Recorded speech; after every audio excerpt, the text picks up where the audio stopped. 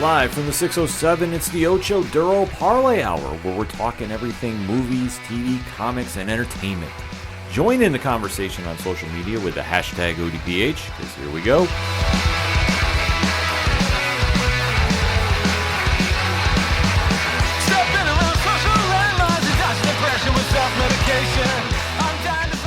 Welcome to an all-new edition of Fanlight Zone Presents. My name is Ken M. You know me as the host of the ODPH podcast. I'm also the editor-chief here at FLZ. To my left, you're right at home. He's one of our featured comic editors. And you also know him as the host of 607 TWS, The Wrestling Show. Please give a warm welcome to Rich. I am back in the saddle again, and it's time to talk to yet another amazing content creator. So I'm always excited. Yes, because coming to Kickstarter is a story that combines the sweet science with the supernatural in a story that you cannot miss.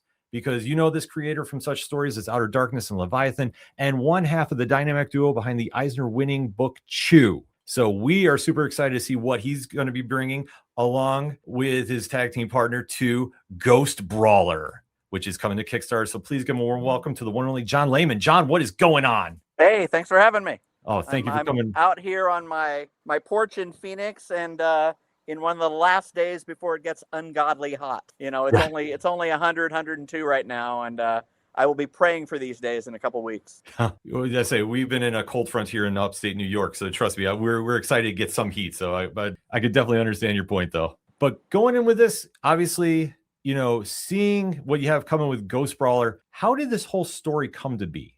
Well, I had been fooling with the notion of somebody who someone who's able to interact with ghosts. You know, not the most original concept. You know, you've seen it 100 ways. And I was trying to is this a kid's book? Is this a pirate's book? Is this, what is it? And, like Chew, it was a bunch of sort of different ideas floating around that all kind of came together as one. And I think the pre-press, it's like, well, it's Rocky meets Ghostbusters.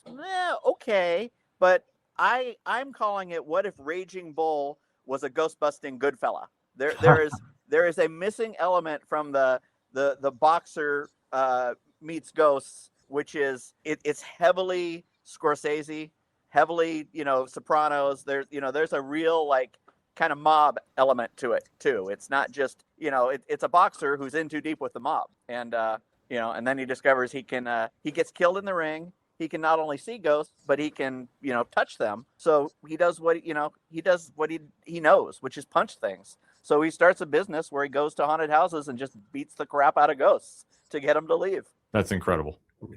Sometimes you got to strong arm a ghost. Yeah. Yep. that makes it the best. Sometimes you just got to strong arm a ghost. And speaking of ghosts, when you were doing all this up, getting this all together, how is it making something that was based in reality with obviously the boxer, but also in the supernatural with the ghosts? I think one of the reasons ROB Guillory and I get along so well is neither of us are straight genre guys. If you asked me to do a straight boxing book, that would bore me. A straight ghost book would bore me. A straight mafia book would bore me. But you put them all three together. I mean, look at Chew. Chew was soap opera, science fiction, police procedural, and it allows us to keep things fresh and keep ourselves excited, not being tied into one genre. Yeah, and that's too. I mean, you got to switch everything up too. And especially coming off the heels of Chew, when you're reuniting with Rob for this in the creative process, what do you think has been the biggest change for you both coming back together to the story? Because it's been since 2016 since we saw you work together on Chew. Yeah, well, I mean, Rob's more confident as an artist. He's been writing himself now, doing these Ignition books and Boom books and stuff.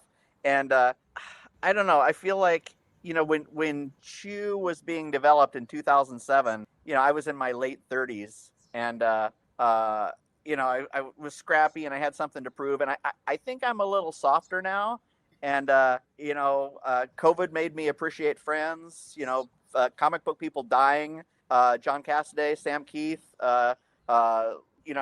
makes me kind of appreciate mortality. And I'm just, this is a little bit of a nicer book than Chew. I mean, Chew was funny because everyone was a jerk. This guy, his name's Joey Frazzini. He's just a neighborhood lout, but he's got a good heart. He's the guy who brings home the lost puppy and helps the old lady off the bus, and it's kind of nice. It's kind of nice to do something kind of Ted Lasso-y. It's feel goody, but it still gets your has your action, has blood, has all the stuff you expect from Chew, but I feel like it's a little nicer around the edges this time. Like a little bit of a 180. Go one aspect of the guy's a jerk, next one not so much. It's always nice to see different things. With that, this is coming out. Ghostbrawler is coming out on Kickstarter. We love Kickstarter as far as what they do for independent comics and such. What would you say is the biggest pro and con of doing this venture through Kickstarter? Well, it's a hell of a lot of work. I mean, the great thing about Image is you just make comics and deliver them a comic, and they worry about the printer and solicitation and all this sort of stuff. And like I told you, I think the Kickstarter is being delayed 2 weeks because we're still worrying about print quotes. We're having I didn't get into comics to do math, and we're having to figure out well, how many units, how much do we need to make? We got to pay backer kit, we got to pay this. Shit, this is the last thing I want to do is crunch numbers and do business. I want to have a guy punching ghosts. That's what I want to do. It's always nice to be on the creative side, and then they leave the numbers to somebody else. I will say that, especially I think most comic book creators are dumb, and or at least I am. Again, I didn't get into comics to do math or to run a business. I want to escape into 4-color fantasy. Yeah, I mean, once again, I could say the same thing about those of us who get into content creating. Yeah, you don't necessarily want to do math or any of that stuff. It's can I just make this, put it out, and I've gone over the list of the fun things, and then the hard. I shouldn't say the hard things. I should just say the work. Yeah. So the work gets split into the part of the work that's fun, and then the part of the work that's not so fun. Yeah. And then you get benefits off of that. But it's still kind of I get it completely, because if you ask me right now, to break down the spreadsheet for what's going on, I'm who needs that? Yeah, I'll leave that to the editor-in-chief. Yeah, I would say that the Kickstarter stuff has not been fun at this point, because we're having to and you got people, we've got people advising us, and sell this book for $50, and it's no, like we've been arguing about tiers. We need an entry level. Times are tough. You want I don't want to this isn't a money grab. I don't want to do this to, let's be honest, it's going to be a lot of Chew fans, and they've already supported me. So, I want to be able to say, look, if you don't have a lot of money, here's the bottom tier. This gets you the book. It's going to be a really cool collectible, and then we raise tiers with bells and whistles and, foil stamps and autographs and tip-in sheets. And, for the whales out there, if you got $500 and you're dying to give it to me, we'll find a way. Yeah. But I recognize that's not most people, and I should let you guys know, this is going to be an Image book. Image is our home, but so we're doing what we're calling the Black and Blue Bruiser edition, and it's going to be monotone, kind of like the Marvel or DC black and white and red books. How they just it's like a Wolverine or an Elektra or something where they just use a single color. So when the comic comes out, it's going to be like a full color, like a regular comic book. This is going to be an edition that's just black and blue and and white. But it goes with the boxing theme, and we're not gonna do this for direct market. This is, you're getting in on the ground floor, and this is an exclusive collectible. And what we're doing, we're not going to Tahiti with this. We're taking the money and pouring it into color, making sure Rob keeps his lights on while we work on issues. So we're using the Kickstarter to sort of fund the ongoing series and give us the best launch we can. That's awesome, though. It does cover a lot of the markets. I've said a million times, the comic book, fandom, there's a lot of collectors in that. That's, some people are, because I've gotten that pushback. There's some people who just love reading comics, which I love reading comics too. But then I also have a collector's portion to it. I love collecting certain things. So that means it's really awesome for people like me who are hey, I get a really cool thing, help support, and get a really cool thing out of it. So that's really cool. Something that kind of bugs me is here's a kick.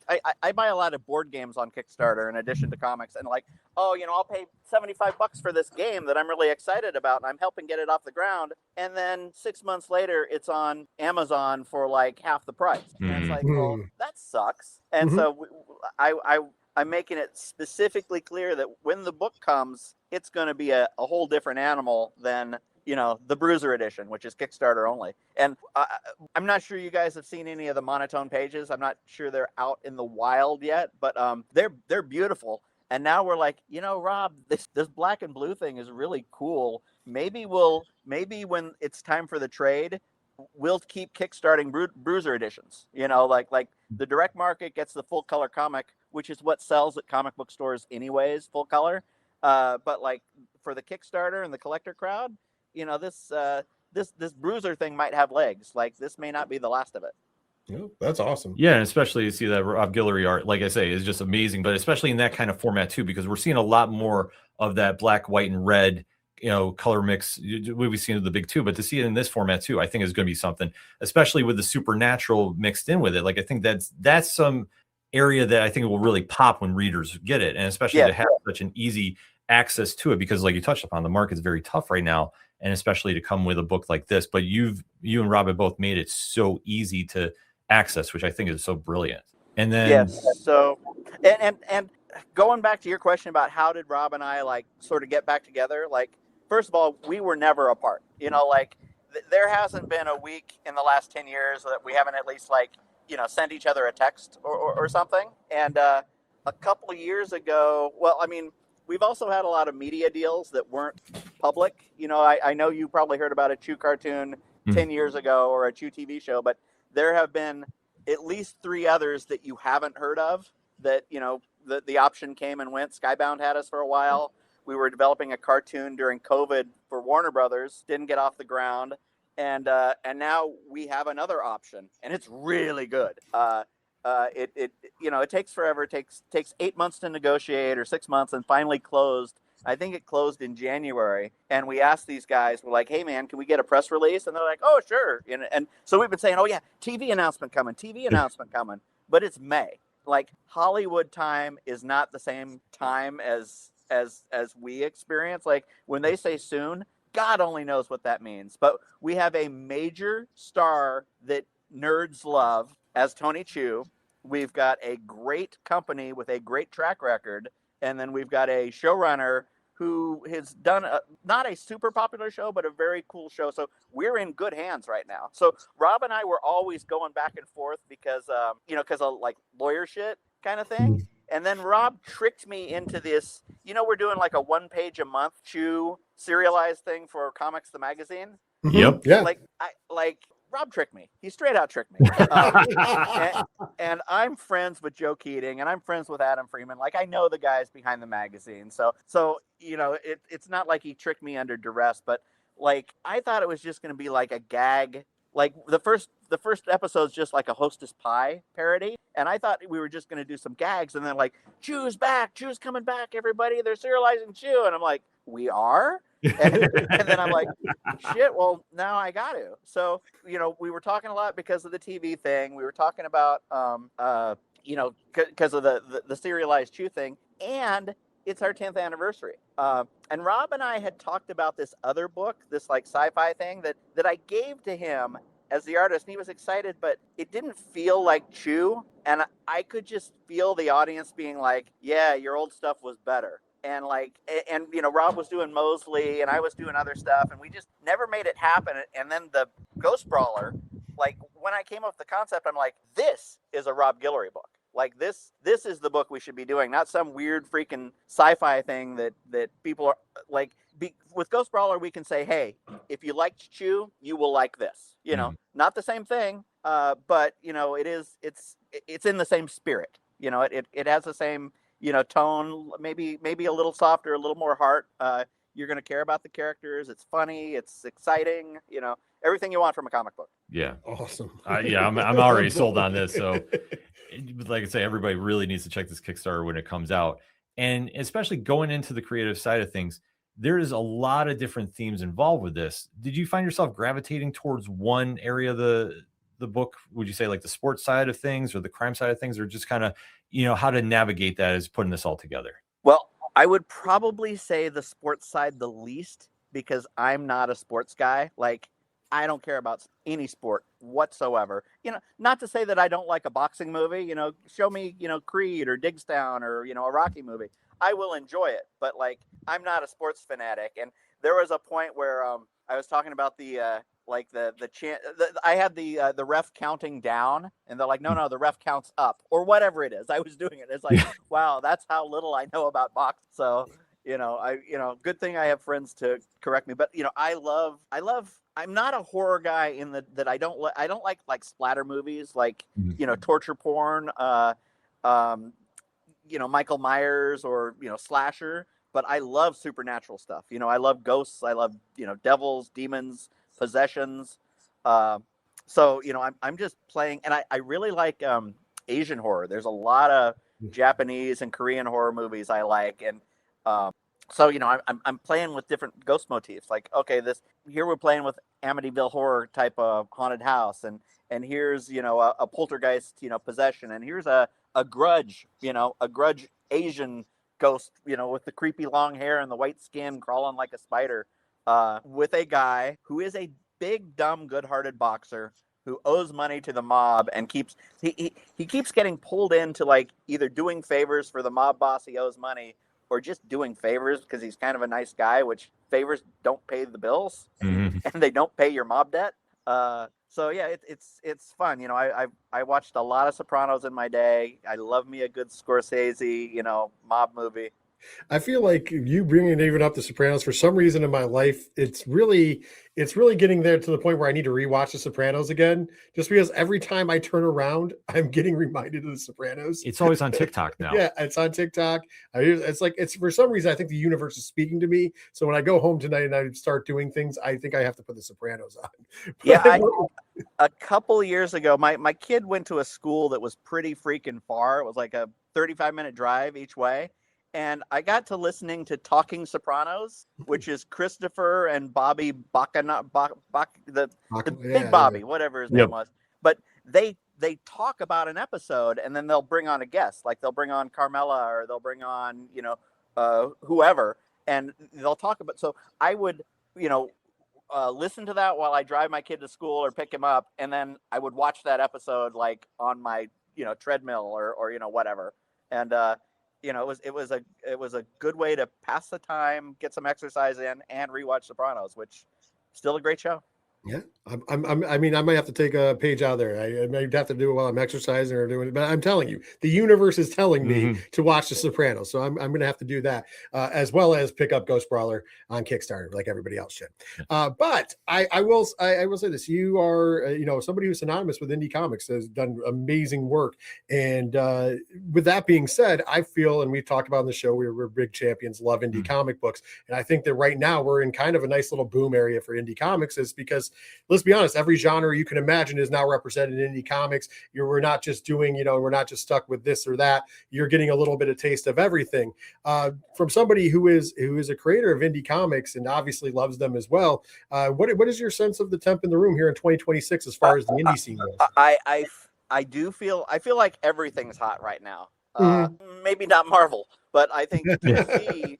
I think DC is killing it with the absolute line and even the non-absolute line. And it's one of these rising tides things, and just kind of the cyclical nature of Image. Like, Image can't stay on top forever. And it kind of, Image has its entire life kind of ebbed and flowed. And we are definitely on an upswing. And I hope that upswing is still going when, Ghostbrawler starts, proper. Absolutely. And once again, I agree with you 100%. I mean, obviously, like right now, the momentum and the wave of getting new people in with the absolute Batman in particular. I mean, when we talked to Adam Freeman, he even said that, that is like the generation, the Dogman generation. Now they have their manga-esque character in absolute Batman and the mainstream. And it really has kind of, reinvigorated people. But now, like I said, it's going across the board because there's so much great stuff out there, whether it's horror, true crime, comedy. We're getting a lot of comedies lately, which I'm big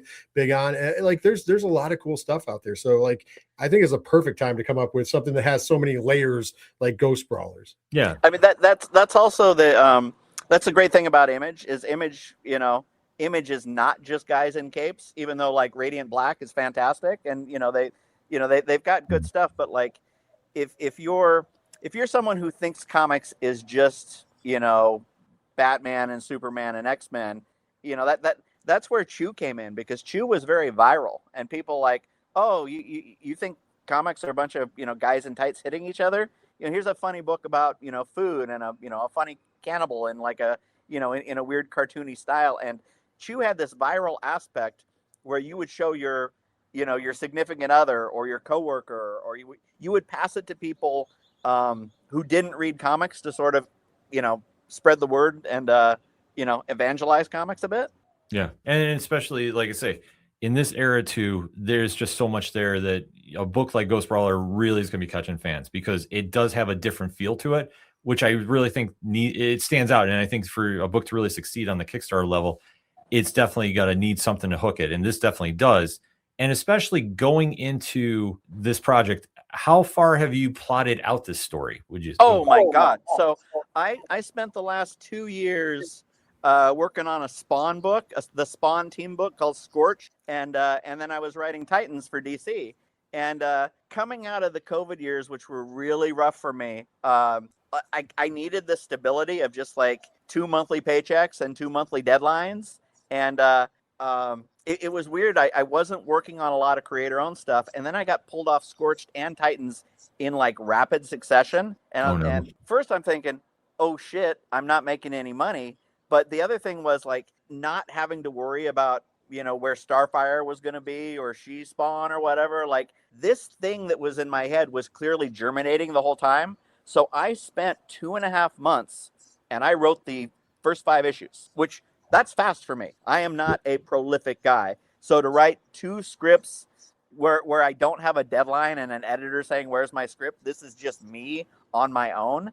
I wrote the whole freaking first arc, which answers your question. That's where we're at. And I like every time Rob turned around, like Rob's like, oh, I just read 3. It's great. It's like, okay, cool. Here's issue 4. Here's issue 5. Like I have to, because it's not paying me now, I have to stop. And it's like, man, maybe it's time to look for some paying work, you know, get some work for hire gigs while we get this thing off the ground. Listen, sometimes you just got to do the stuff for the paycheck. I mean, let's be honest, while you get things, but I mean, the cool part about that is it sounds like you had a lot of time to like actually just sit back and like write and make sure that this was the way you wanted it. And it sounds like that's going to really pay off in the final product. Yeah. Which is really cool. But it really was like losing the work for hire, like something, it unleashed something that had been building. And like, I have to say that those 2.5 months, like it was actually fun. You know, sometimes comics is a job sometimes, and it's not, you know, jobs aren't always fun. And to like have 2.5 months of like, you know, I'm just gonna write this fun, weird thing. And then once Rob got on board, it got even better. It's like, oh shit, we've got our next Chew. You know, we've got our next book, and it's good and it's perfect for the artist. And Rob, after, you know, he wrote Mosley. He did he spent a long time on Farmhand. I mean, Farmhand took as long as Chew, and it was half as long because a lot of bumps in the road, Hollywood, COVID, all this kind of stuff. But also Farmhand got real heavy in the end, you know, really, you know, dark and deep and all this sort of stuff. And Rob was kind of like, in his heart, he knew he needed to do something kind of fun again. And I showed up at the right time. And, you know, we know each other. Like he knows my scripts. He knows what he's going to get from me. He knows we know how to work together well. Like, you know, temperamentally, we're very different. Like Rob's like real cool and mellow and laid back. And I'm, you know, all over the place, and I'm a lot of fun. But like, as coworkers, man, we could not be a better team. Amazing. So let's have some fun. Let's do some fun questions here, and the ones that are we always like to say a hot seat because we don't give anybody like the upfronts beforehand.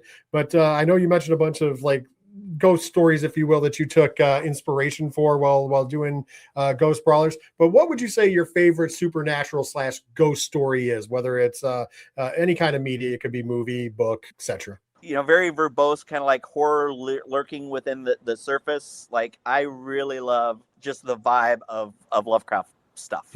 Definitely supernatural. Yeah, definitely supernatural, not necessarily ghost. I like The Wailing a lot, which is a Korean movie. I like all the, all the iterations of The Grudge and those, The Ring, those type movies. And I'm a sucker for possession movies, man. Like Omen, Exorcist, but I think I like well, The Omen's not a possession movie. It's more like the kid is the devil. But those are the movies that I like the most. And honestly, these Conjuring movies that have been coming out lately, the James Wan kind of horror, I like that they're American, they're very Hollywood, but man, I'll watch every single one of them. And and that's the whole universe. The Nun, Annabelle, like all of those Conjuring verse movies, I get a big kick out of. I don't think they're the best movies ever made. And if you want to talk about the best horror movie, probably The Shining. And I really like Dr. Sleep too. But I'm all over the place. I just don't like torture porn. Gotcha.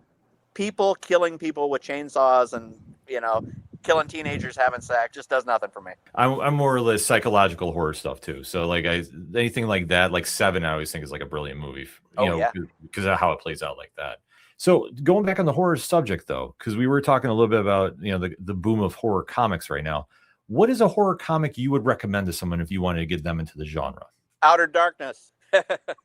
Well played. Yeah, I mean, you can't go wrong with Something's Killing the Children. Something's Killing the Children right now. Yep. I mean, it's red freaking hot, and James Tynion needs another truckload of money. But it's a great book, and he's also a great dude. I'm very happy with all the success of that book. Yeah, I always love the slow burn drama. Like I think he does it better than everybody. Like just how he's been setting that up. Yeah, I mean, Department of Truth isn't horror, but like same, there are certain writers, James Tynion, one of them, that you're always going to get good stuff from. Yeah, the Nice House on the Lake. Mm-hmm. That's arguably horror. I mean, that's also, it's more, kind of sci-fi and psychological horror, but it's definitely, a little bit unsettling in its premise. Yeah, it's definitely an interesting read. Like I say, I enjoy it, but yeah, there's so much going on with that book. Yeah. No, you can't read it on the can. Some books you can. Sometimes you gotta like actually think and like, all right, I got to remember who this character is and relationships and stuff like that. But yeah, I dig that book. Yeah, when I have to break it down for reviews, yeah, no, it takes me a while because it's a lot to process in all the best ways possible. But yeah, there's just so much like moving parts to say the least, like with that book. But it's a fantastic read. But I did have to like when the marketing people were talking about Ghostbrawler initially, they're like playing it up as a horror. I'm like, no, listen, guys, this isn't real horror. This is horror in the way that Ghostbusters were horror or Gremlins or yes, it's got nods to like your favorite horror movies. But we're not here to scare you, it's mostly a comedy, an action comedy and, soap opera about this guy's life. That's awesome. Like I said, I'm a fan of all the different genres going on, and like comedy right now in comics to me is fantastic. Mm-hmm. So that's always a good thing. Something I learned from Chew is, your book, your lead character is only as good as the supporting cast. So I went in and like really filled in the supporting cast, and everyone, the supporting cast is great. Like everyone's going to have a lot of fun with it. Joey lives with his mother, who happens to be dead, and he's like, Ma, you're smelling up the house. The neighbors are complaining, and she's like, oh no, you're not burying me. Like the old lady who doesn't want to go, the old parent who doesn't want to go to the old folks' home. She doesn't want to be, buried until he gives her grandkids. So she's kind of like the stereotypical like Italian Jewish mother who's like kind of harping on him, and as big as he is, he just can't stand up to this little woman who's actually a desiccated corpse, sitting in her lazy boy. So every character is kind of like, we'll give you a chuckle, when I explain their predicament. Oh, that's great. And knowing that you're not a sports guy, but you do seem to enjoy some sports movies. What is your favorite sports movie? Tin Cup. Nice. Good one. Yeah, I love Tin Cup. I can watch it a million times. That's a classic. That is. But yeah, I like all the Rocky movies, and I like the new ones. The Michael B. Jordan, the Creed movies. Mm-hmm. I think have been excellent. Like the classic Hoosiers, Field of Dreams. You don't have to be a sports person to sort of, appreciate a good sports movie. Oh yeah, no, I mean, as long as it has a great story behind it, you can definitely connect with the character because, like, how they overcome the odds in most cases. Whether it's the game or whatever the case is, there's always something there that just really hooks the audience, even if you're not a diehard sports fan. Yeah, and I think especially in boxing movies, it comes down to heart. Whether the boxer wins or loses at the end, and that's a good way to keep this character focused and likable. I mean, he's got a lot of heart. That's what made him, good in the boxing ring. And, that's what makes him good at his job. Because he goes to fight ghosts, maybe this ghost isn't evil. Maybe he ends up helping this ghost. So every case is good. It's not going to be an issue of just him punching a ghost every single episode. There's going to be, that was the initial worry about Chew. They're like, oh, Tony Chu's just going to eat a different body part every issue. Yeah. No, that's just a jumping on point. But still, that'd be, it's something with Joey that we're going to be, really excited to see when he gets his story taken off. And I think our final question is waiver or legal fees, whatever the case is, wipe away. If you could cross over Joey, whether it's a boxing match or just a story with any other character out in the pop culture universe, who would it be and why? Oh shit! So you want me to actually give you a spoiler, don't you? Well, no. I mean, no. I don't want any spoilers. But because I am crossing him over. He's Ghostbrawler 6, 7, and possibly 6, 7, and 8. After the first arc, we're going to cross over with you. Oh, okay. Yeah. And the reason for that is we've got a pretty fun story, but B, practically speaking. The trade is just going to come out, and we're going to be launching. The trade audience could be a completely different audience than floppies, and like going into the second arc, that's where you want to see the sales stay steady, not get the standard attrition. So, especially if the TV deal is actually like public by then, and people are talking about Chew again, like, oh wow, I haven't checked out Ghostbrawler, but they're crossing over with Chew. Oh, and the first trade's out, and a new arc's about to start. Ooh, yeah, I'll check out this. Basically, we're going to use it as a gateway drug for the people who kind of slept on Ghostbrawler. But yeah, the second arc, which will not be a full arc, is going to be a crossover with you. And all of that, and he said he wasn't a math guy. Yeah. That is marketing 101. It's great. Yeah, but I'm not having to do any addition other than hopefully adding dollar signs. I like it. Yeah, I think you're definitely going to be adding some dollar signs with this because everything that we've seen thus far about this story is a win. Like the characters jump out, the artwork, by Rob is fantastic. The story setup is like it's an instant hook, and I can't wait to see where this goes. Like this just has so much going on with it, and it feels like an instant win. And we can't recommend this enough for the audience when it comes out on Kickstarter. So whether you're watching this in the podcast form or you're watching this on the YouTube, make sure you click on the link to the liner notes. We'll have it up. If it's not out by the time this episode drops, trust me, we'll put it up, and you just hit us up on fanlightzone.com. We'll personally get this to you because we really think this is going to be something absolutely special that you don't want to miss. I appreciate that. No, I got to tell you one more thing. You're talking to the king of weird crossovers right now. Like I've written Army of Darkness versus Marvel Zombies. I've written Red Sonja versus Mars Attacks. I've done Judge Dredd versus Predator versus Aliens. And I'm also writing this Rocketeer story based on a Dave Stevens thing where he goes based on a Dave Stevens idea where he goes to an island and meets a King Kong-like ape. But King Kong has fallen into the public domain, the novelization of the movie. So this Rocketeer series I'm writing right now has King Kong in it. And I said to IDW, it's like, as long as we're using Kong, can I use some other era-appropriate public domain characters? And they're like, yeah, who? And so I've got Popeye and Tintin in there. So, I'm writing a crossover between Rocketeer, Kong, Popeye, and Tintin. So, weird crossovers are in my lifeblood. And every time I make a book, I think of some way as like, where does this fit in the universe that's in my head, and how do I connect it? So I told Rob, I'm like, look, man, here's my idea for Chew Ghostbrawler. And he's like, right on, let's do it. Yeah, it's funny you said that because I've actually, for FamilyZone.com, I've actually been reviewing the Rocketeer at the Island. So it's been, and the first, it was funny because the first time I picked it up and read it, I was like, wait a minute, that's Popeye. That's Tintin. Like it was like this wild, like I'm just like blown away. Like as I keep going, I'm like, what else am I going to find? It's fantastic. If you're not reading it, you should be reading it. It's a fantastic book. Yeah. Well, like I said, weird crossovers, man. Give them to me. I'm your guy. Well, yeah, because it's just as long as you can get them in a great story and like your work speaks for itself, like you're gonna get something fun here. And like I say, the more weirder, the better. Because I feel we're in such an era that like anything could happen. When you see all this stuff with Marvel and DC working together on their books, it's like the door is wide open, and especially see Ghostbrawler, get into a tournament, maybe a la DC KO style. That would be something to kind of see how Joey would fare.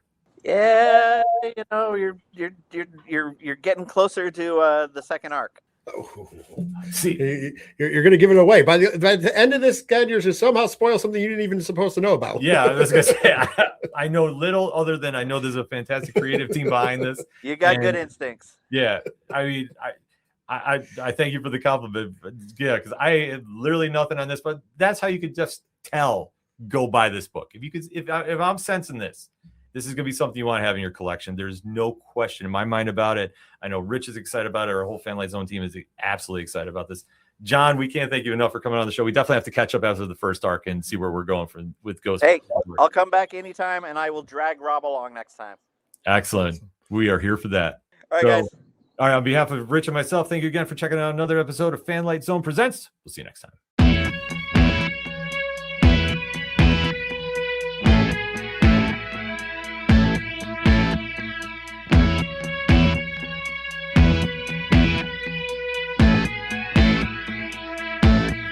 It's such waste of time, swiping left and swiping right on people you could know.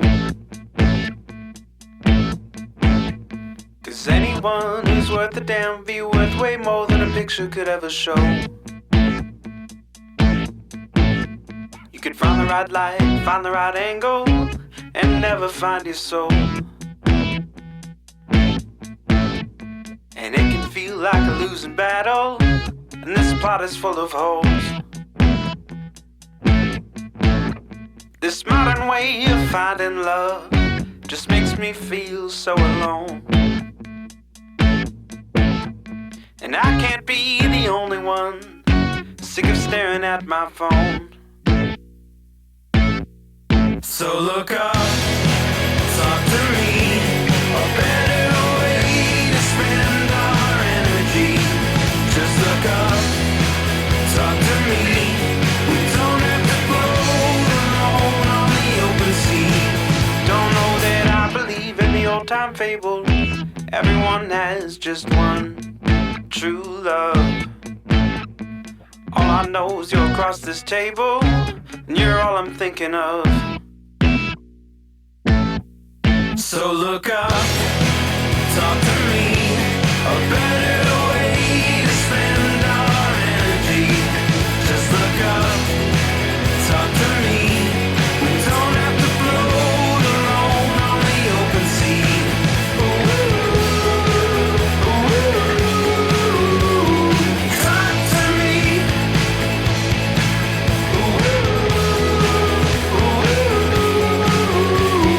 Talk to me.